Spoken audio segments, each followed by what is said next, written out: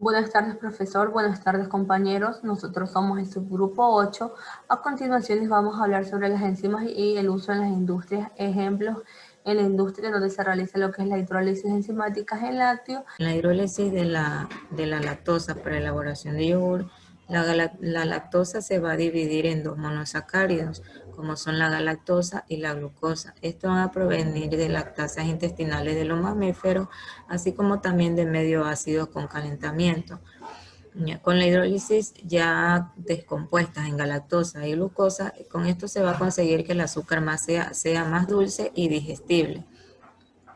Ya, una vez hidrolizado, esto va a ser en presencia de la enzima beta-lactosilasa. Con esto se va a llegar a un 70 o un 80% de, de la hidrólisis, que quiere decir que ya la leche está delactosada. Para esto se va a requerir microorganismos aerobios, que estos microorganismos van a crear un cambio químico en la hidrólisis. Aquí van a haber tres componentes afectados, como en la lactasa, las proteínas y las grasas o los lípidos. En los carbohidratos estos van a metabolizar los microorganismos para obtener energía. En las propiedades y características de la lactasa, estas van a depender de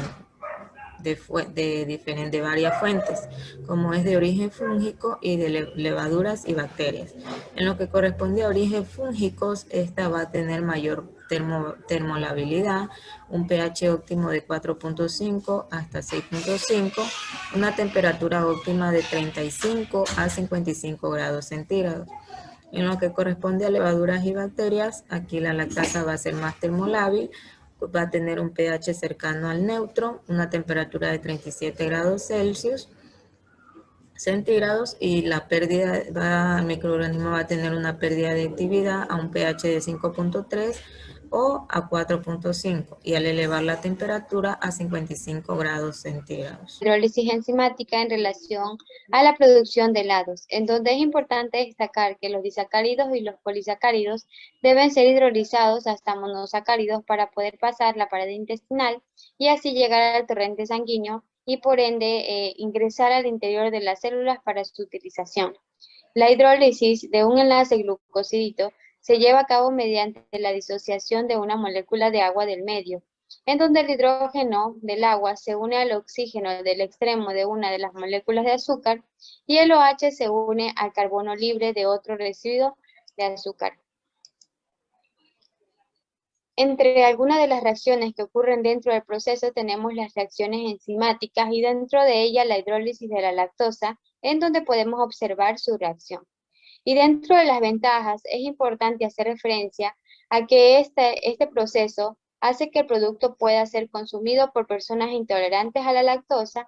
Al disminuir el contenido en lactosa, hay menos riesgo de que se produzca una textura arenosa del helado.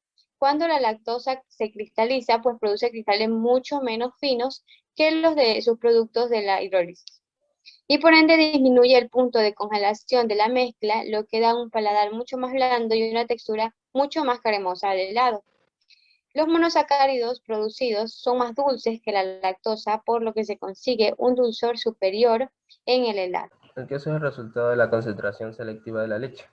El agua se elimina en distintas proporciones según la variedad, arrastrando con ella una parte de elementos solubles y de proteínas no coaguladas de la leche.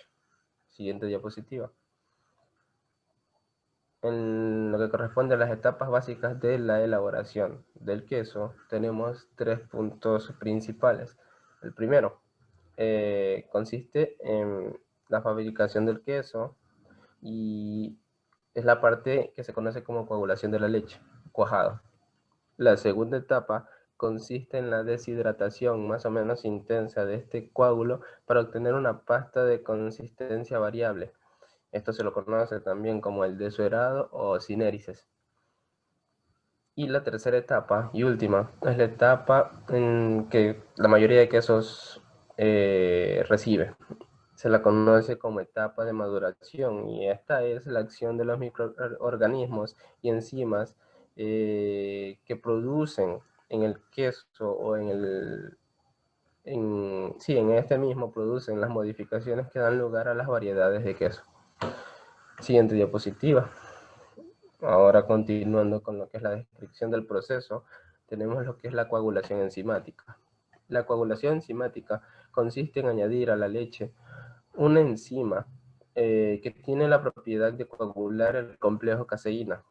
En esta reacción, el fosfato cálcico que se encuentra en forma soluble en la leche se transforma por la acción de una enzima coagulante en fosfoparacaseinato de calcio insoluble. Bueno, el calcio y el fósforo desempeñan un papel fundamental en el mecanismo de coagulación y forman parte del gel de caseína, lo que confiere al coágulo unas propiedades especiales, las cuales son que es compacto, flexible, elástico, impermeable y contráctil. Estas características tienen una gran influencia en el desuerado y endurecimiento de la cuajada porque le permiten soportar las intervenciones mecánicas durante el proceso de fabricación. Y por último, el cuajo. El cuajo también se lo conoce como renina y es una enzima proteolítica segregada por la mucosa gástrica del cuarto estómago, que se conoce como cuajar, de los terneros, cabritos y corderos antes del destete. Ok. El cuajo contiene dos enzimas, la quimosina, que es la que compone principalmente al cuajo, y la pexina. Después del destete disminuye la producción de quimosina y la pexina pasa a ser el componente mayoritario. La actividad proteolítica del cuajo se ejerce sobre la caseína principalmente y otras proteínas. Por lo tanto, realiza dos acciones fundamentales. La primera acción es la de provocar la desestabilización de las micelas de caseína, rompiendo la caseína K en un punto determinado de su molécula. El enlace peptídico entre el aminoácido fenilalanina y su vecino, que es la metionina. Y por último, y segundo punto,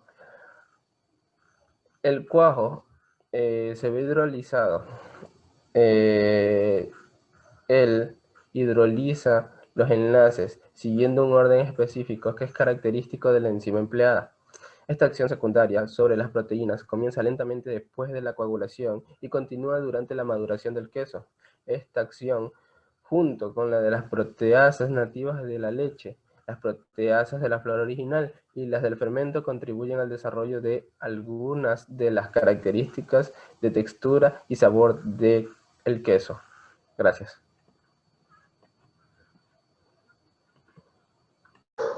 A continuación yo les voy a hablar sobre el desuerado de la cuajada. La distinta naturaleza de la cuajada obtenida enzimáticamente influye sobre el proceso de desuerado. Durante la coagulación, las micelas de caseína conservan su estructura y la cuajada retiene la mayor parte del calcio y del fósforo, que son algunos de los elementos que dan rigidez, cohesión e impermeabilidad a esta. Por la acción del cuajo se forman nuevos enlaces y muchas micelas se unen entre sí para formar grandes redes. Resultado de la interacción de estos fenómenos, la red formada se reestructura y se contrae, haciendo posible la expulsión del suero. Sin embargo, era como también es compacto y firme, puede soportar las acciones mecánicas para favorecer el desuerado. La intervención conjunta de todos estos factores determina la velocidad del desuerado y la consistencia de la cuajada. Otro proceso también que tenemos es la cianeresis, que es el desuerado en cuajadas enzimáticas. No es más que otra etapa trascendente en la elaboración del queso, en donde el suero es expedido de la cuajada luego del corte de esta. A continuación ocurre el drenaje, moldeo, presión de la masa, salado y madurado. Es definida como el encogimiento de un gel que tiene lugar concomitantemente con la expulsión del líquido o separación del suero. La cianeresis es espontánea en la contracción de un gel sin la aplicación de alguna fuerza externa. Es relativa a la inestabilidad de la red que conforma el gel, resultando en la pérdida de la habilidad para atrapar o contener todo el suero. La cianeresis de la cuajada es una etapa crítica. Los niveles y extensión juegan un rol fundamental en determinar la humedad, el contenido mineral y de lactosa de la cuajada drenada y aún en la del producto final. Este se utiliza para monitorear el proceso. Aquí podemos observar la cuajada enzimática, la organización. En esta imagen podemos observar la organización tridimensional de una cuajada no destructurada, en donde las micelas de caseína permanecen intactas. Esta va a tener tres tipos de agua, que es la ligada, la capilaridad y la libre, la cual va a tener elementos solubilizados y elementos configurados. Y por último tenemos el proceso de maduración, en donde van a existir dos tipos de enzimas, que son las lipases y las proteasas, que tienen una acción que es muy lenta y no desempeñan un papel muy importante aquí. La razón por la que las condiciones de maduración no son las óptimas es la temperatura, que es demasiado baja, y el pH, que es muy ácido. Además, el efecto de estas enzimas disminuye porque se destruyen durante la pasteurización de la leche.